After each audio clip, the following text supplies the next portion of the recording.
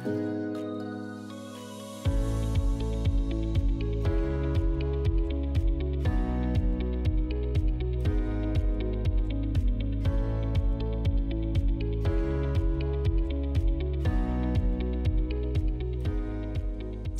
бағдар, экономикалық бағыт, рухани қазық. Алаш қозғалысының ұстанымдарын Қазақстанды жаңарту мен жаңғыртуға қалай қолдану керек?